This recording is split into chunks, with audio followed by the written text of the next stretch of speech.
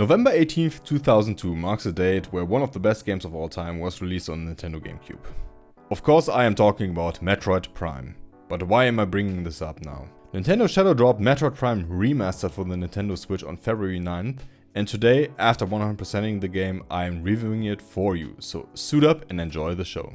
My name is Sunblade and I welcome you to 5-9 Gaming, your source to news and updates for everything gaming related. Again, I feel very happy to talk about another one of my favorite games of all time. And as you might know, I actually did some speedruns for Metroid Prime in the past, so I felt right at home when I launched the game on the Switch. So let's dive right into the review of Metroid Prime Remastered. Metroid Prime really shaked things up back in the day when it first came out. Retro Studios risked a lot with this title since it made a transition to a first-person adventure in 3D, while the beloved classics were in 2D at the time. But Retro Studios did such a phenomenal job that Metroid Prime was voted as Game of the Year in 2002 by several media publications. But why? First things first.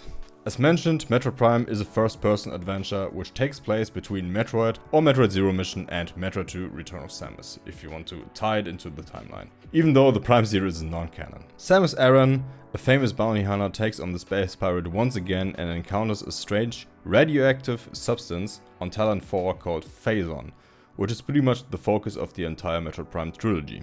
In order to progress in the world, Samus has to upgrade her power suit to withstand heat, for example, or get different beams so she can unlock several doors to access different parts of the planet. Typical Metroidvania stuff, but due to the astounding level design, graphics, the amazing boss fights and general gameplay, the game was so far ahead of its time that many players feel that this is the best entry in the entire series. But even though the Metroid series is very popular and Metroid Prime is such a great game, commercially it never achieved the numbers it was supposed to.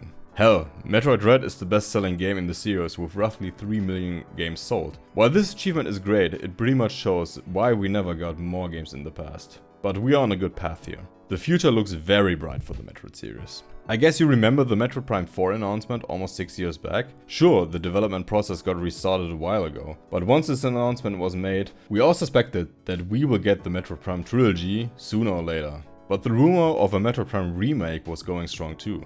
And here we go. In last week's Nintendo Direct, Metroid Prime Remastered got announced and it was released 45 minutes after the Direct was done. Unfortunately, that meant for me that I couldn't take the next day off, so I decided to stay up and finish the game in one sitting. And I tell you guys right now, Metroid Prime Remastered has set a new standard on how remasters should be done, and this game also tells us that Metroid Prime 4 is in great hands and will probably meet or even exceed our expectations. So what makes it so good? First off, Retro Studios didn't just upscale or increase the frame rate. They remodeled a lot of stuff in the game. You remember the opening cutscene where Samus emerges from the ship? No more mushy textures on the suit, and this is just one example out of many. A lot of love went into this. Everything looks even more detailed and sharp. The game looks absolutely gorgeous. It's hard to imagine it runs so well all the time on the Nintendo Switch, in docked and in handheld mode. 20 years later, you will find yourselves with your mouth open on how great the level design is. No matter if you are in the Chozo Ruins, the Talon overworld, or in the Ice Desert. And while everything looks great, it sounds great too. Kenji Yamamoto's soundtrack still holds up and is still very popular to this day.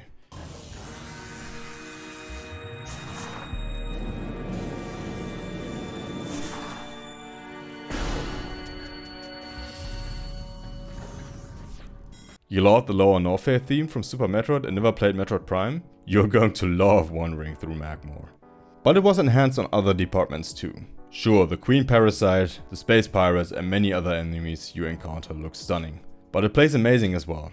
Sure, the controls on the GameCube are great, but times have changed, so modern controls were implemented. In the past, you had to hold the R button to look around, but now you can do that with the right stick alone, just like you do in regular first-person shooters. But if you like the classic control scheme from the GameCube, you can change to them as well. What's that? How about the Metroid Prime Trilogy controls? The motion controls are in there too, and if you don't like the options I just mentioned, you can have the best of both worlds. 4 great control schemes to choose from, and you will probably find yourselves playing through the game multiple times just to enjoy it in different ways.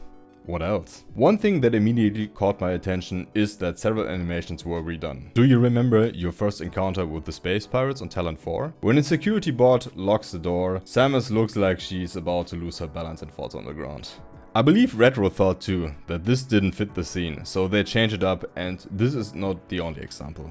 To narrow it down to one sentence, Metroid Prime Remastered looks like you remember it, but it's faithfully recreated and enhanced. So much, it's one of the most beautiful looking titles on the console, if not the best looking one. Does that mean there's nothing to criticize? No, there are actually small things that we could talk about. While Samus looks even better on the Nintendo Switch, her visor looks a bit too much like it's from Fisher-Price. Too much of a plastic look.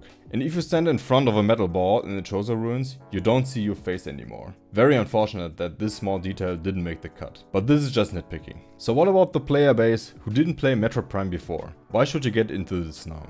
What awaits you is a single player game that takes your breath away and keeps you busy for about 20 hours. You have 2 difficulty settings at the beginning to choose from, and you will unlock a third one once you complete the game for the first time. During your fight with the space pirates, aside from the abilities you recover, you will find a lot of other items like missile expansions, and the task to find all of the items to unlock a secret ending will keep you busy too.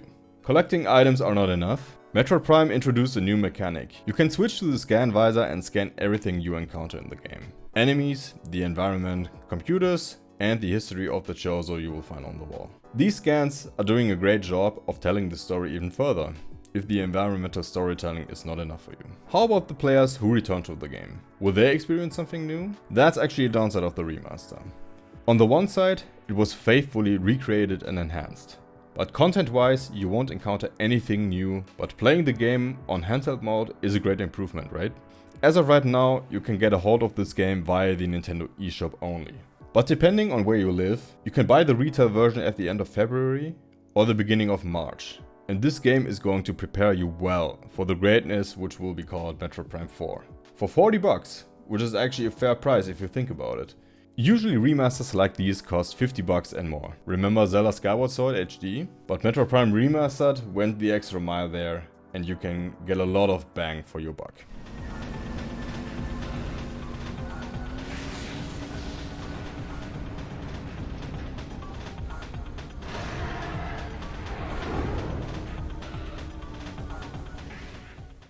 If you can see yourself enjoying sci-fi titles and always thought about getting into the Metroid series, now is the time. Metroid Prime never looked better and got enhanced so much that newcomers and veterans alike should add this title to their collection. Retro Studios has raised the bar for remasters and made me even more excited for Metroid Prime 4.